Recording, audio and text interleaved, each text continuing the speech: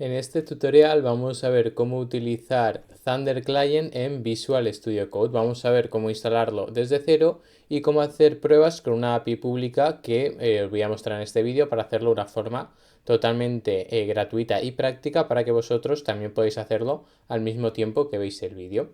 Para ello lo primero que tenemos que hacer es instalar Thunder Client. Así que venimos aquí a extensiones y buscamos la extensión de Thunder Client. Ponemos aquí Thunder Client en el buscador y venimos a esta de aquí que es la que queremos instalar. Como veis cuenta con más de 5 millones de descargas y pues aquí pues nos explica un poco cómo se utiliza en este caso la extensión, pero yo lo voy a estar explicando paso a paso de una forma más sencilla para que veáis realmente cómo funciona. Para instalarla es muy sencillo, simplemente aquí os aparecerá un botón que pondrá instalar, hacéis clic y se os va a instalar automáticamente. Ahí me sale deshabilitar y desinstalar, pues porque yo esta extensión es una extensión que suelo utilizar bastante y por tanto pues yo ya la tengo instalada en mi Visual Studio Code. Y ahora pues simplemente voy a cerrar esta pestaña y si os fijáis cuando la instaléis lo que os va a aparecer es este iconito de aquí que como veis si dejo el cursor encima pues me pone que es Thunder Client. Así que simplemente vamos a clicar sobre él y voy a hacer una pequeña introducción a lo que viene siendo Thunder Client. Thunder Client básicamente digamos que es una extensión que en este caso nos permite hacer solicitudes HTTP a diferentes endpoints, de forma que podamos comprobar si nuestras APIs funcionan correctamente y lo podemos hacer de una forma totalmente gratuita. Y en este caso vamos a estar utilizando esta API, que es una API que se llama Postman Echo, que pues como veis tiene diferentes URLs o endpoints que son a los cuales les vamos a solicitar la información. Vamos a estar haciendo todos los casos más comunes y os lo voy a estar explicando paso a paso. Lo primero que tenemos que hacer es añadir un new request, es decir, tenemos que añadir una solicitud nueva. Así que hacemos clic en este botón y como veis se nos abre todo esto que tenemos aquí.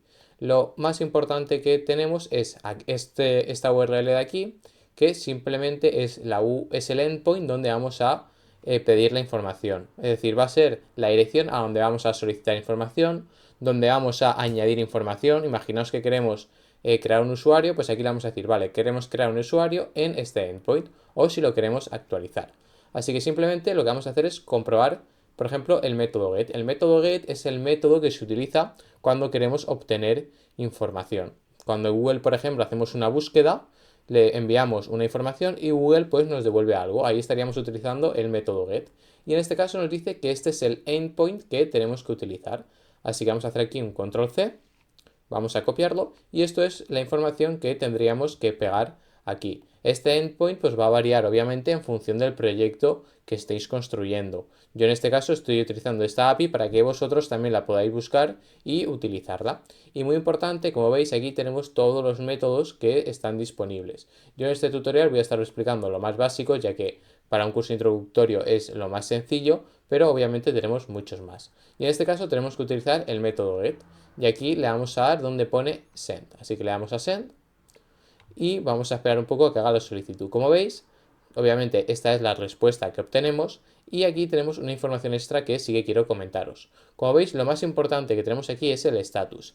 El status es cómo ha ido la solicitud. En este caso, siempre que tengamos el código 200, significa que la solicitud que hemos hecho ha funcionado correctamente, es decir, nuestra información se ha enviado correctamente al servidor, el servidor la ha procesado y ha sido capaz de darnos una respuesta de manera exitosa, que en este caso pues sería que todo ha salido correctamente. Aquí nos dice el tamaño de la solicitud y aquí el tiempo de respuesta que ha sido casi de 2 segundos.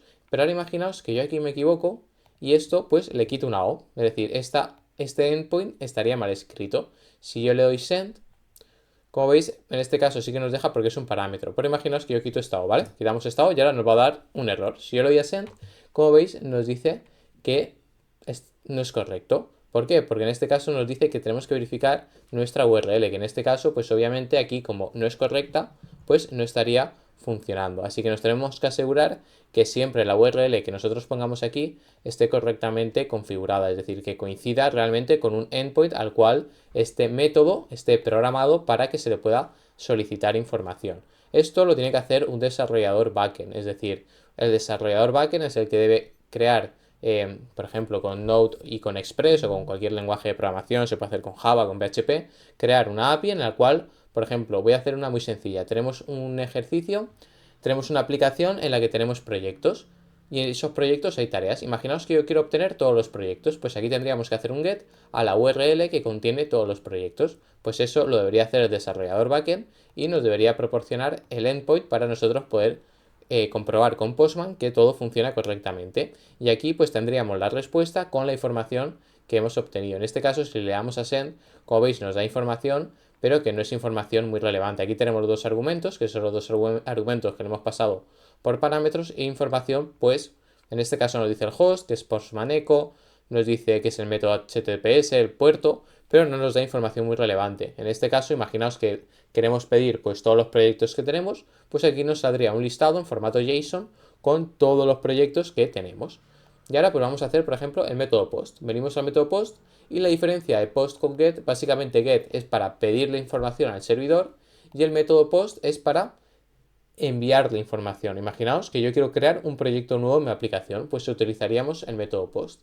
Así que vamos a copiar en este caso esto aquí, vamos a hacer un control C, lo pegamos aquí y vamos a ver qué pasa. Si yo le doy a send, vamos a ver qué pasa, si nos da error, si no nos da error y cómo podemos solucionarlo. Como veis nos dice error 404. Este error pasa cuando nosotros estamos haciendo una solicitud a una URL que no existe por algún motivo. En este caso, si os fijáis, estamos haciéndolo al post, pero aquí estamos con el método get. Le tenemos que poner método post y vamos a ver si ahora funciona. Como veis, nos dice que todo ha funcionado. Si os acordáis, el método 200 es que todo ha salido bien. Y como veis, aquí tenemos cierta información, argumentos, data, files, que nosotros podemos utilizar, es decir, que podemos enviar con el método post. Así que venimos a body y en función de cómo esté programada, pues lo podemos pasar la información. Imaginaos que vamos a crear un usuario nuevo.